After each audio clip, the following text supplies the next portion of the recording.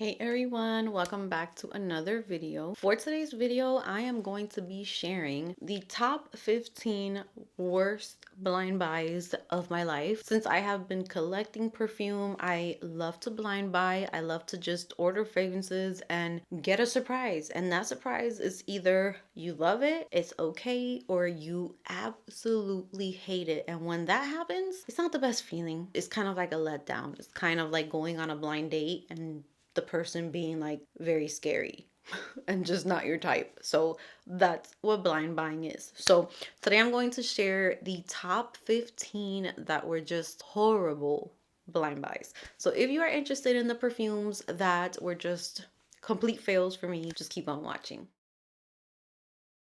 All right, so we're going to start off with Kayali, because Kayali for me can be either a love, like love at first sniff, give it to me, give me 14 of them, love it, or what the hell is this? When I ordered Vanilla Royale, that was one of the biggest letdowns for me ever, because Kayali's Vanilla 28 is one of my favorite fall and winter fragrances. One of my favorite vanillas that smell like brown sugar mixed with vanilla extract, and it just smells sexy and vanilla like without it being too gourmand. That is one of the most beautiful perfumes. So I saw Vanilla Royale and I was like, okay, this is going to be like a vanilla super dose, just more punch to the original one. Little did I know that it was going to be the most like dirty patchouli unbearable perfume that I tried. So that fragrance has rum, it has vanilla accord, we have jasmine, creme brulee. There is spicy notes, tonka bean, leather, and rose. There's vanilla, of course. The patchouli and the oud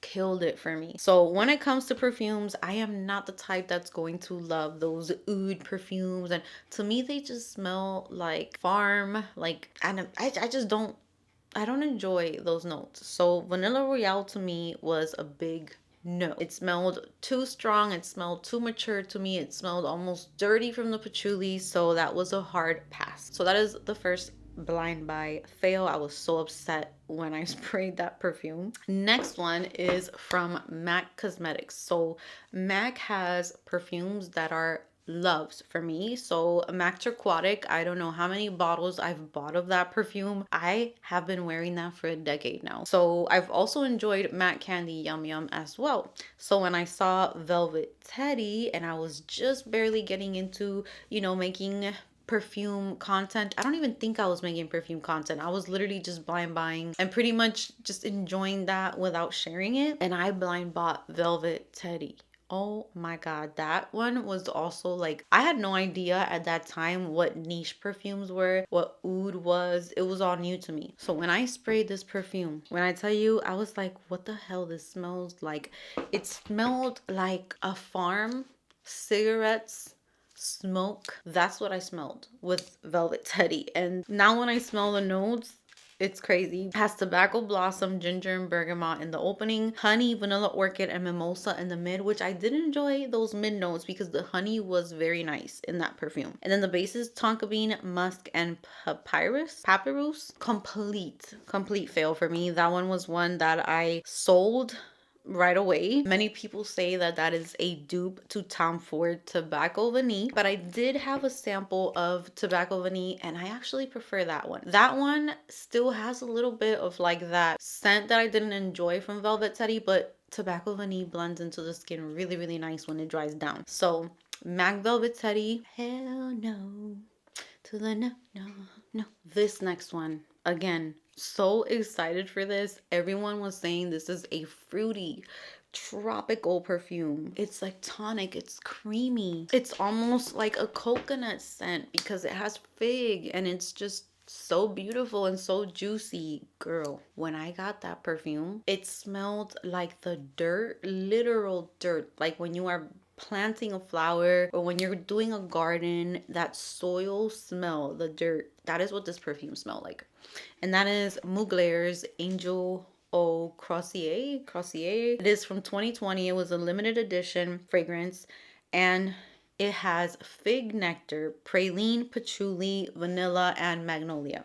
And that is where I learned that patchouli can smell like dirt to my nose. It was back in like 2021. So that was released in 2020. I ordered it, I believe it was from Fragrance Net a year later. That's when I started my YouTube channel. I think there might be videos like way at the beginning of my channel talking about this perfume and how much I just did not enjoy it. So that's another one that was a no for me. And another Mugler scent that is in the same line that also was like a horrible blind buy for me, and I tried to like it. I tried to, but it was just so bad. It was Angel Nova. So Angel Nova is supposed to be a fruity rose. So I did notice that Mugler scents, you cannot expect what you smell in like an Ariana Grande perfume. They're two totally different types of levels. So if you're like me, I guess I'm a basic B and I prefer more like fruity. When you tell me something is a fruity floral, I'm thinking it's going to have like sweetness, fruitiness. It's a little more juicy and not so sharp and floral. But Mugler does not play with their fragrances. It's strong. It's beast mode type of perfume. So that's not really my vibe. And this perfume opened up with raspberry and lychee. That lychee was sour and tart to me. The rose was rosing. It was a very, very strong rose. And then it has akigala wood and benzoin in the base. Looking at that right now, after these years of blind buying, testing perfumes, I can tell you, nope, I'll skip out on that one. Just from looking at those notes. Sometimes I like to take risk and get like a travel size of something, even though I know the notes are not notes that I enjoy. But back then I was literally just blind buying everything because I was kind of trying to figure out what do I like, what do I not like. I was kind of new to everything, and Angel Nova is just not for me. But if you love a very strong rose, if you like the tart feeling of lychee, if you love kind of like a berry mixed with a rose, but definitely oody, strong, you could check that one out. Oh my god, this next one, I'm over here like reliving these moments because I can remember. You can tell how much you did not like a fragrance by how quickly you remember the moment that you opened it and sprayed it. That's how you know you were scarred. So this next one, I was so excited for this one. It was described as a fairy perfume. Think about what a fairy would smell like, and whimsical and magical. And I was just like, yes, I want to smell like that too. So I placed my order for Guerlain Insolence, I don't know. Oh my god, when I sprayed that perfume, I almost died.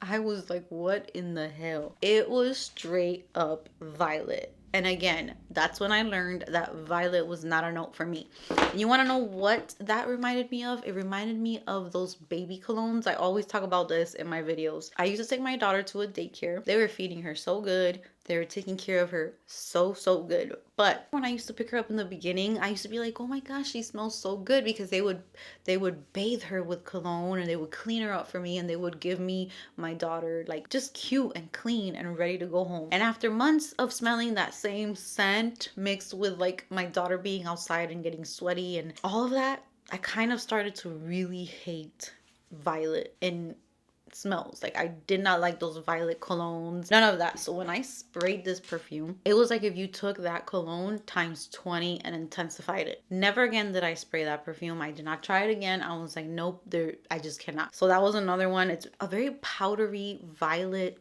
perfume. That's all that there is to that one. Next up, another one that was also one, it is getting better now with time, but when I first tried this perfume, I was confused. I was so confused. And that was YSL Mon Paris EDP. So I would watch reviews on YouTube and all I would hear was the strawberry in here is amazing, and the fruity notes and fruit, yummy, so sweet, so fruity.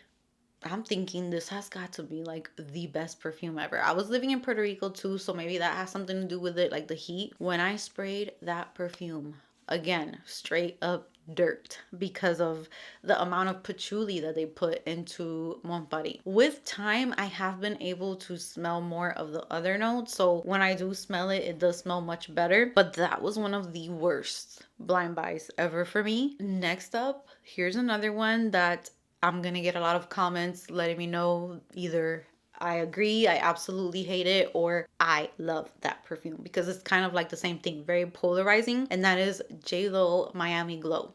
That was another one. I wanted to force myself to like that perfume, but when I sprayed that perfume, again, I was buying it because of listening to reviews. So I know exactly what it feels like to listen to someone rave about a perfume and then you smell it and it's totally different from what they're describing. I am a victim of that as well. So Miami Glow to me was supposed to be like this not tropical, because I wasn't expecting fruity. I was expecting like coconut, tan, summer goddess, warm, sexy type of perfume. And it literally smelled like bug spray to me. It smelled kind of like sharp and just weird. Like I had never smelled a perfume that smelled like that. And I tried to put it on like over and over. And then I got rid of it, moved here, tried it again, because I was just like, there has to be something about this perfume that I'm just not getting. And it's never been able to work for me, unfortunately. So that's another one that I just did not enjoy. Carolina Herrera's Very Good Girl. Could not. Could not. That was probably one of like the first really bad reviews that I gave on my channel, where I was just like, again, that fragrance is tart notes. I think it's lychee as well, or rhubarb. I don't remember, but it has like a very tart smell to it, and sour. It just smelled super sour on my skin. So that's another one that many people thought it was sexy and beautiful, and to me it was just straight up sour, and I couldn't even describe what I was smelling with Very Good Girl. So Givenchy came out with a flanker to L'Interdit. I've never really been able to say that, but it was the Rouge that came in a red bottle, and I was so excited for that fragrance as well. I don't know why it's not showing that now, but I remember, there it goes, pimento leaf. Okay, so it was pretty funny actually. I've tried like lip plumpers before that have pimento, or they use that a lot for lip plumpers, and I always get a reaction from those. Like my face will kind of get like weird, like a rash. So I got this fragrance and I was never in a million years thought that I was gonna get a reaction from it. And the scent was actually nice because it was kind of like warm and sexy, and it was like that L'Interdit, like the tuberose scent and all that. It was not a bad scent, but then it just started to feel hot. Like it literally felt hot. It has to be the pimento leaf. And then my skin started to get a rash all over my chest. So I was like, okay, we cannot wear this one. So that was like a quick skip for me. It did not work out for me, but I know a lot of people loved that one. Lolita Lempicka Lolitaland. That's another one that got recommended to me so much when I was getting into gourmands. Everyone was telling me this is like the most thick, sweet gourmand scent, and I was so excited to get that one. When I sprayed that perfume, to me, it gives the weirdest smell. Like I was just wearing it and just trying to figure out por donde esto huele bueno. Where does it smell good? Because I can't find it. Lolitaland is like a very thick scent to me as well, and I'm thinking what doesn't work for me. Oh, now that I look at it, there's notes in here that I don't like. So there's plum that I don't enjoy, there's licorice, there's benzoin. I mean, and now that I've gotten to know myself much better, I can kind of look at the notes and say that's not gonna work for me. So for sure I can see why. Plum is a note that I hate. Jasmine, licorice, benzoin, there's pepper, Bellini, which I did try another scent that had a Bellini note, didn't work for me. So Lolitaland was a quick, like these were fragrances that I didn't even want to continue to try them because they were just so bad for me. The next one is Mancera's Velvet Vanilla. Another one, again, I just went by the descriptions that I was hearing. Velvet Vanilla, they were calling it like the most beautiful, oh, this vanilla is so good. And I was just like, wow, I need to get my hands on this perfume. Ordered it. When I sprayed this perfume, why is that perfume not called like bubblegum? Or velvet bubblegum or something? Because I was like, where the heck is the vanilla in this perfume? I know that's the names don't have to match the scent, but to me, when I hear velvet vanilla, I'm thinking of like a nice smooth vanilla scent. That was straight up tuberose to my nose. So it was, tuberose can many times smell like bubblegum, so it smelled like straight up bubblegum, and so cloying and thick. It lasts forever. So if you want a fragrance that's very long lasting, that's beast mode, that's going to perform, you only need like 3 sprays of that perfume, and you're going to, like, if you do that in a car, you will choke everyone in the car out. So yeah. Velvet Vanilla was a no for me. Next up, we have Replica On a Date. I gave that fragrance a horrible review too, and I don't like to do that because I know that what smells good or bad to one person could be the opposite to the other. But Replica On a Date was like, where am I going on this date? Am I going to like a dungeon that has like no windows and it's like damp and musky inside and there is like dead crunchy roses everywhere? That's what I smelled with Replica On a Date. So I don't know. Do with that information as you please. It was so bad for me. So Replica On a Date was such a fail. Paco Rabanne Fame. Everyone talking about a tropical perfume. And here I am, tropical queen. I'm like, I need to have a tropical perfume in my collection. I love tropical scents. So I ordered Paco Rabanne Fame. I think it was a travel size. It smelled like the perfume department at Macy's. Like literally that's what it smelled like. I got no tropical, no mango, no tropical vacation. No, I just got like a very strong white floral perfume with that. Like it smelled white floral to me. Like when you walk into a Dillard's and you pass by the perfume section, that's what that perfume smells to me, which is not bad. I like to pass by there and smell the air. It smells good, but it's just not tropical to me. And I did not get the mango the way that it was being talked about. Next up, Swiss Arabian Vanilla Toffee. Again, ¿qué coño fue eso? What the hell was that? That perfume right there, I was just like, there's no way that this... I know that we all have different sense of smell, but in my mind, I'm like, who does this smell good to? Because it smelled horrible to me. It kind of smelled like the toffee for sure in the beginning. Like I did kind of get that, but then it quickly turned into like this really just strong nasty smell on my skin, and it was just not gourmand. It wasn't sweet, it wasn't smooth, it wasn't none of that. It was just this weird scent that I couldn't even describe to you. And now that I'm saying that leads me to the last one, and this is a new one. I'm going to be selling this one. I recently talked about it and reviewed it, and same thing goes for this. I don't know how to describe what this smells like. I just know that it's a fail for me.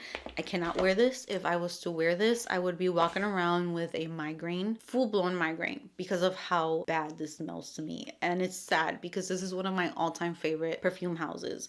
And this is Juliette Has a Gun Miami Shake. I have tried this. I've tried it again today on a tester strip. I have a little bit of a headache right now. So I just cannot. Whatever is in this perfume, it's supposed to be strawberry, ice cream, and vanilla. Donde? Because this smells so strong to me. And why am I getting Ode to Dones? Was it Ode to Dones? Kind of like that sandalwood that's in here, which they're not saying that there's sandalwood in here, but I'm kind of getting like that in there mixed with something that is super heady and strong. And I did start to kind of pick up strawberry today, but it's like, imagine Burberry Her Elixir, like that syrupy strawberry scent, or the Burberry Her, the original, but like 10 times thicker and more syrupy. That's what I get with Miami Shake, and I cannot do it to save my life. I just cannot wear this perfume. So that brings me to the end of my top 15 worst blind buys of my life collecting perfumes. And now I want to hear from you. I'm so excited for the comment section. Let us know what has been some of the worst blind buys that you have bought, that you have received the fragrance and you were just like, no, like this cannot be. I want a refund. I need my money back. This is horrible. I want to hear your thoughts. I cannot wait to chat with you guys in the comment section. Thank you so much for spending some time with me. Give this video a big thumbs up. Subscribe if you haven't subscribed, and I will see you guys in my next video.